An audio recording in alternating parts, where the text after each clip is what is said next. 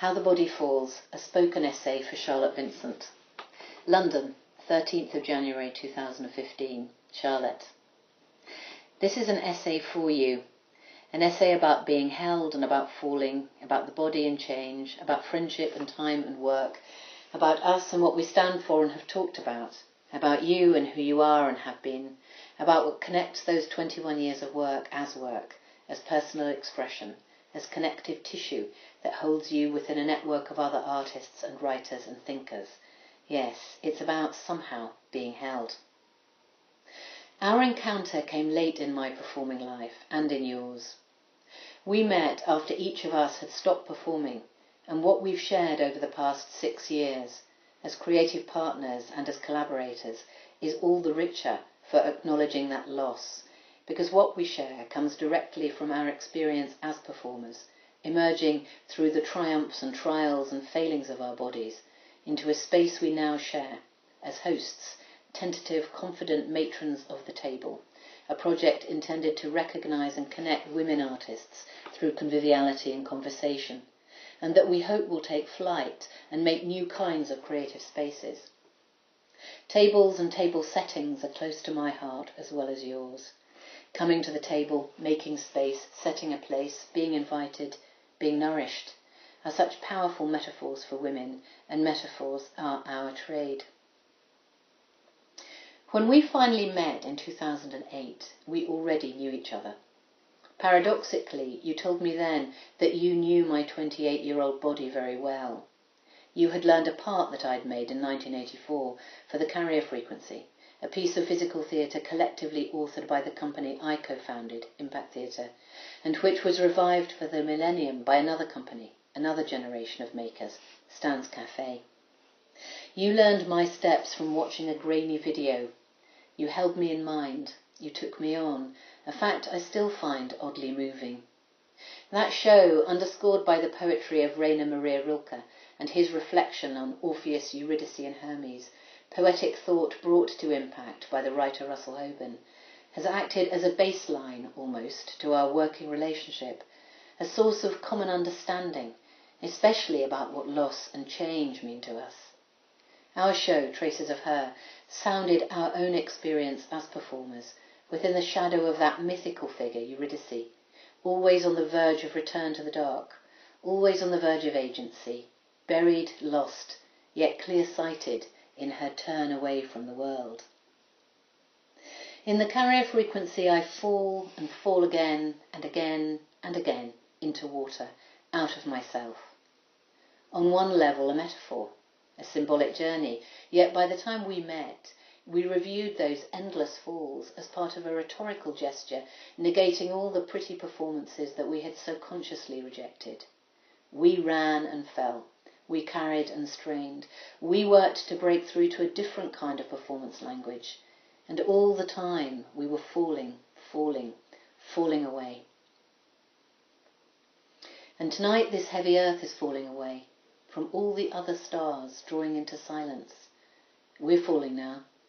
My hand, my heart, stall and drift in darkness, seesawing down.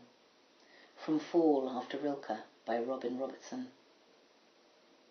That bond between us is both very private and very public. Hard to speak about. We stage it together by working together. And what it binds is that knowledge that the traces of performance will always be with us, whatever it is that comes next. And so this essay is in part about that performance world, the one that we grew up in, and to which we have each contributed across performance generations. You and I, with a decade and a half between our ages, come from different theatre-making generations, different but profoundly related. And I say theatre rather than, in your case, dance, deliberately. Your timed, precise, direct and sensuous work for the stage, for the eye, for the mind, takes its meaning as much from theatrical form and purpose as it does from dance. It proposes, exposes, narrates, stages conflict, resolves, debates. In fact, I see your shaping of choreographic space as marking an expanded arena in which embodiment itself is present as part of an inquiry into who we are as women, as men, as ageing bodies, which never takes representation for granted, and which draws its sources from drama, literature, and ideas. Its uniqueness for me lies not only in the way you make phrases and form and choral complexity, but in the way in which you believe in the body's power of recuperation, above all the falling away and all the potential for loss. It retains its unique capacity for joy. Your work is almost classical in its elementality, mimetic, hieratic, big, epic, which makes your recent piece, Underworld, all the more poignant and resonant. In that piece you return to myth, to echo the bound to the earthness of the Eurydice story, set within the underground caverns of Victorian Leeds. It's a piece in which the dancers strain to free themselves, and yet in which the beauty of the underworld is all too apparent. Our different generations as theatre makers, mine beginning in the late 1970s and yours in the mid-1990s, are beads on a string of experimental practice, which for those of us inside that legacy is coherent, rich and powerful. As theatre makers in Leeds in the late 70s, Impact Theatre was informed by filmmakers and writers, choreographers and dancers. Ian Spink, Sally Potter, Andrei Tarkovsky, Pina Bausch, Heiner Müller, Henrik Böll, Doris Lessing, Anna Kavan, Angela Carter, Rainer Maria Rilke and Russell Hoban. All these provided the backdrop, the score to the context of the time. A dark, gendered, extremely physical dance theatre that destroyed the preciousness of Judson and of new dance. Impact, Brithgoff, DV8, La Fura del Spouse, all these smashed their way quite literally into theatre spaces, sites and landscapes, and into narrative coherence. You and your company emerged to distill and extend and create signature work in a richly expressive style that took no prisoners, that insisted on making work that directly addressed social issues, in forms redolent with risk and danger, underscored with sensuality and even sumptuousness. All of us, it almost goes without saying, looked beyond Britain to Europe, made work as Europeans, and your work has held this at its heart. The conversation you have had with European makers and dancers and musicians is part of an extended collaborative cross-referencing that marks the signature of your practice. That European conversation is inevitably multilingual, not just in terms of what is said, but in terms of the musicality, the physical quality, the cultural mix. As a young artist, you addressed a vibrant legacy. You were held in a conversation amongst artists across dance and theatre about what making means, about how to do it, about how to be on stage, and about how to speak about that work and argue for it.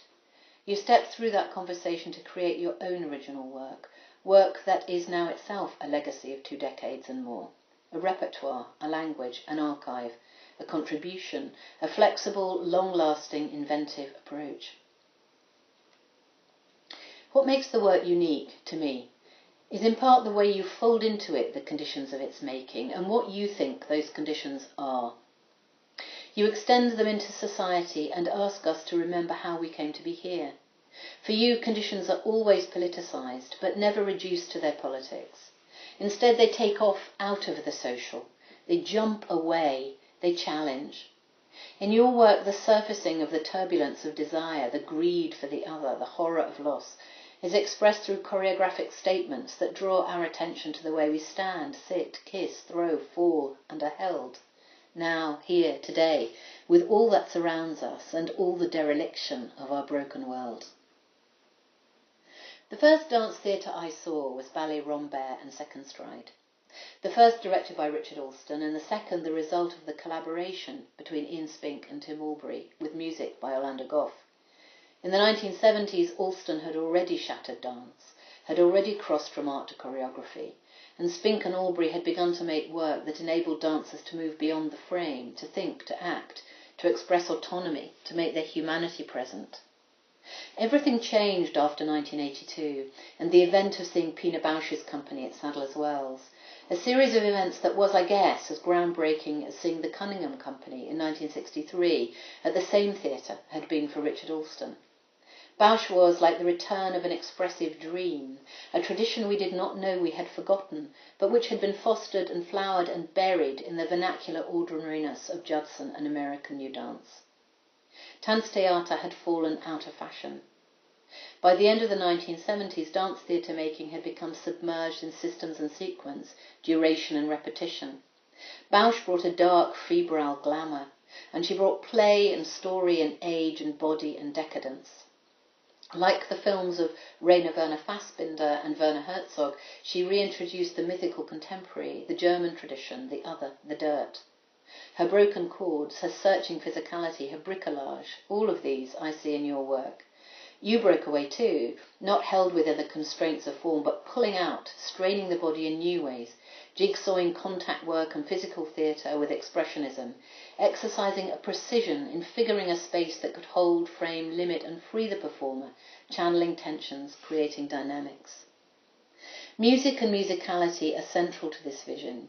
You've not only worked, as I see it, with theatre's forms and purposes, but with the informing structures of music, and with the dynamic power of the presence of musicians, creating an onstage conversation between musicians and dancers, cross-hatching the attention you give them as a director, bringing the eye of the viewer into play, working around and across languages, feeding into, from and around the play of energies on stage, adds tension and layering to the work, which at 21 has gained authority, reaching the depth of resonant meaning you've worked, fought even, to construct. 21 is of course meaningful in other ways.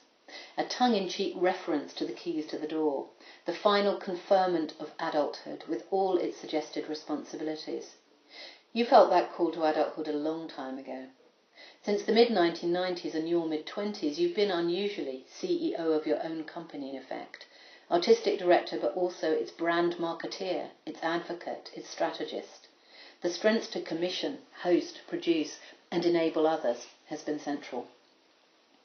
Enabling others. That takes trust and courage. And it is where you land now for me. Being held, falling, landing. My interest in you is now in what you do next, not only as an artistic director, but as someone connecting the social and the artistic. Creative lives are not easy lives. For women, they make motherhood and family frustratingly hard to manage. In 21 years, women have seen things get better and worse. We know, I think, that things do not progress, they merely change. Your 21 years are a testimony to a rare ability to combine leadership with artistic flair. Your expanded vision is one in which art and life can come together, and in that crucible, new things can happen. I want to see what happens next, and I look forward to being one of the people there with you.